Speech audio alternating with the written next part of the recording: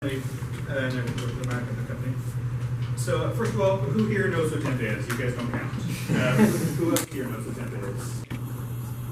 Okay, so tempeh is a traditional Indonesian food. It's somewhat similar to tofu, except in tofu you take basically soy milk, ferment it, turn it into a block. With tempeh you take the entire bean and use mycelium to bind it together into a block. It's really high in protein, and it has a constitution similar to meat, so it's commonly used as a meat substitute. Okay, so about the Maui Tempeh Company. It was started by Jamie Turin, who was producing before the company started, but not in large amounts. It was funded by Kickstarter, and they use Azuki beans instead of soy. Usually, tempeh is made with soy, but they use Azuki beans just to make it unique and also for better flavor. And their product is natural, organic, GMO-free, in general very healthy and good for you. Okay, so for the audit that we did, we first observed and then mapped out their current method of manufacture. This is what their map looks like. Orange is pre-manufacturing product, yellow is steps, and blue is transport time or lost time. And we also took a video, but sadly it was 7 hours long, so I kept crashing the video editing program. So we can't have that here today. I doubt you want to all sit here for 7 hours anyways. So their current method of manufacture is relatively small scale, and all the production at the time of the audit took place up country. They've now moved to Wailuku, but that didn't happen too long ago. So this is just in-depth view, since you can't really see the map very well. So first, soaking and setup. So they take a bunch of Azuki beans, crack the beans with a grinder hooked up to a bike. And then they soak it for about 12 hours. Wash the beans and set up cooking and drying stuff. So they need to wash the beans, take off the shells of the beans, and then that's used for fertilizer and such. And then cook and dry the beans. In order to make them edible, and then dry them off so that they're ready for the inoculation and fermentation process. Then they inoculate the beans, which is pretty much mixing bean or mycelium culture into the beans. And currently they package them into small plastic bags, but this large with holes perforated into them in order to form them into a block, because otherwise you just have a pile of beads with mushrooms growing out of it. So you want to sell it in block form. Then they ferment it, which kickstarts the growth of the mycelium to the point where you have actual tempeh.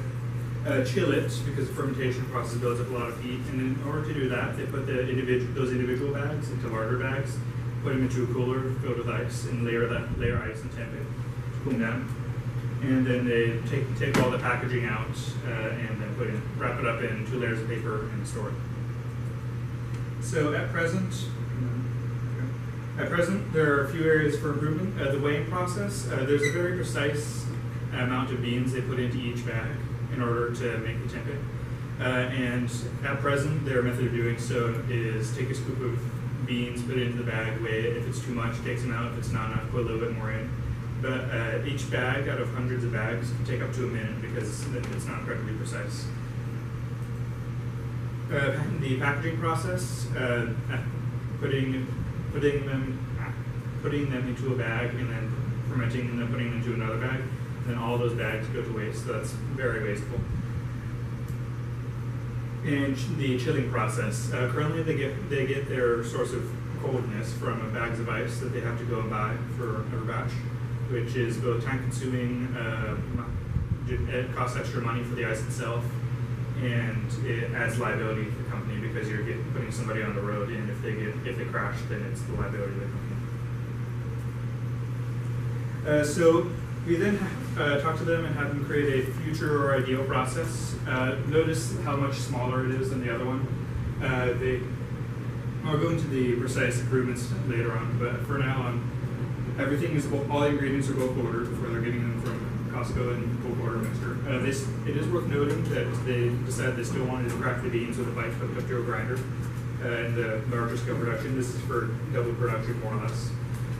Pre-cut sheets of paper to wrap it in. So before they were taking large rolls of butcher paper basically and cutting them into individual sheets, which is cheaper in small scale production, but for larger scale production, the labor costs outweigh the couple cents extra for each sheet required to buy them pre-cut.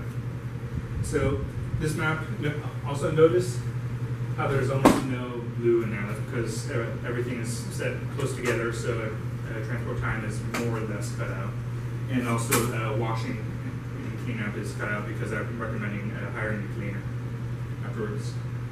So here are the improvements. First of all, replacing the plastic bags with molds. So at present, as far as any of us can tell, there's no Tempe company that has molds for some reason, but I'm just saying. Don't tell anyone. Throwing away all those bags is A, wasteful, B, expensive, and C, just really bad for the environment. So creating reusable molds, which I'm currently working on 3D modeling, would massively increase efficiency. And it would also save time because not only would you not have to, unwrap them and such, but it would also speed up the chilling process because you wouldn't have to layer them in ice and such. Improving the weighing process, like I mentioned, 1 minute per bag with hundreds of bags is a fair amount of time. So I recommend 2 major improvements to the process. One, having a sort of pre-measured scoop for approximately the weight that amount of beans is. It wouldn't be exactly right because every bean is different, so there's no standardized bean weight. But it'll get you in the general area of where you need to go. Then second part would be to modify the manufacturing process to a production line style. So scooping beans into a bag really only takes one person because it doesn't take long, but then modifying the weight of the bag, adding or subtracting beans as necessary, require more people. So one person scoops, person 2 and 3 modify the bags, and person 4 puts them into storage or gets them right for fermentation. Chilling, getting a blast chiller is my recommendation for that. They're initially quite expensive, but from what I can tell, they rarely break down, and long term they would save money not only from expensive ice, but also from just reduced labor costs, because it's estimated to save about 20 minutes per batch, and this is with double production as well, so that doubles. Bulk ordering all ingredients, that's not a major savings, a little bit of savings, because bulk ordering is cheaper, mostly it's just convenience. Hiring a cleaner. So at present, the cleaning is delegated to whoever's not busy. But hiring a cleaner afterwards or to just clean up afterwards, would allow the people who specialize in making tempeh to focus on making tempeh, rather than whoever's the least busy cleaning up. And finally, the pre-cut deli sheets. Like I mentioned, it is less expensive in small scale production. But once you double the production, then you have to double the labor prices as well, which it ends up being more expensive than just getting individually pre-cut deli sheets. Any questions? Comments, concerns?